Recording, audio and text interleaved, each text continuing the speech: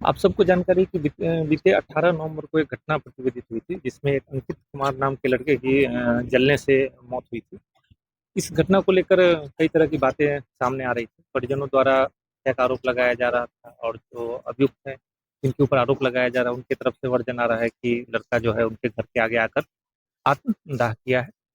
तो 2 तरह की बातें इसमें निकल कर सामने आ रही है। घटना सुबह के 9 बजे के आसपास की, जो जिस परिवार पे आरोप लगाया जा रहा है उस मकान में भी बहुत सारे लोग रहते हैं और आस-पास भी बहुत सारे लोग रहते हैं। तो लोगों द्वारा ये घटना देखा गया है, जब से वो वहाँ आया था घटनास्थल पे, उसके बाद से लेके जो पूरी घटना हुई, वो घटना काफ़ी बड़ी संख्या में लोगों ने देखा है। कुछ लोगों ने जो घटना उस लड़के को बचाने में शामिल थे, उन लोगों ने अपना वर्जन बताया है पुलिस को, और बाकी कई लोग हैं जो अभी खुलकर सामने नहीं आ रहे हैं। हम लोग उनसे सहयोग लेंगे और उनके द्वारा जो घटना को देखा गया है, जो प्रत्यक्षदर्शी हैं, क्योंकि घटना सुबह के 9 बजे की है, तो उनका जो बयान आएगा और उसके बाद घटनास्थल पर जो एफएसएल द्वारा साक्ष्य संकलित किए गए हैं, जो मृतक है उसका कपड़ा, जला हुआ कपड़ा, जो लाइटर है वो, और घटना में मतलब जलने में किस पदार्थ का इस्तेमाल हुआ है ये, और फिर जो पोस्टमार्टम रिपोर्ट है, जो लड़का है वो घटनास्थल पर कैसे पहुंचा, उसका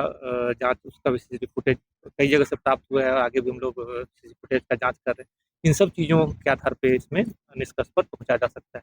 और आप सबको ये भी मालूम होगा कि घटना पूर्व का भी दोनों का आपस में इतिहास था। मार्च में भी जो परिजनों द्वारा बताया गया है कि मार्च में भी दोनों एक साथ घर से चले गए थे, फिर परिजनों के इन्वॉल्वमेंट से मामला को सुलझाया गया और उसके बाद अभी जो उस मामले में जिस लड़की की बात आ रही है, उसके परिजनों ने उसकी शादी तय कर दी थी।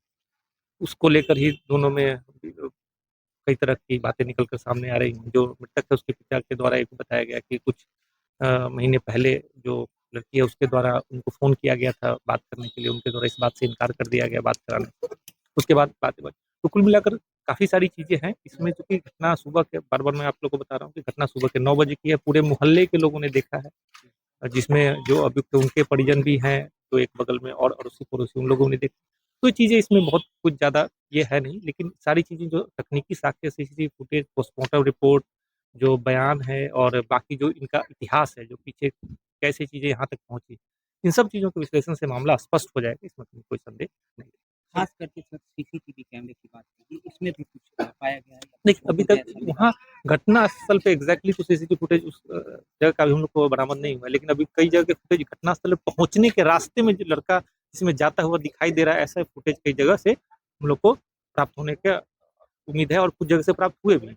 उसका हम लोग सत्यापन कर रहे हैं कि घटनास्थल पे आखिर वो पहुँचा कैसे? घर से निकल कर वहाँ तक पहुँचा या किस हालात में पहुँचा था? इस चीज़ की हम लोग जाँच कर इस मामले में किसी की गिरफ्तारी या नहीं, प्रशासनिक इसमें हिरासत नहीं, में नहीं, लिया? किसी को गिरफ्तारी नहीं की गई, किसी को पुलिस हिरासत में नहीं लिया गया। मैंने आप लोग को स्पष्ट बताया कि इसमें 2 एंगल हैं और दोनों सब लोगों के सामने हुआ है। तो ये चीज़ एकदम स्पष्ट हो जाएगी, आप सब लोग को इस बारे में जानकारी भी स्पष्ट रूप से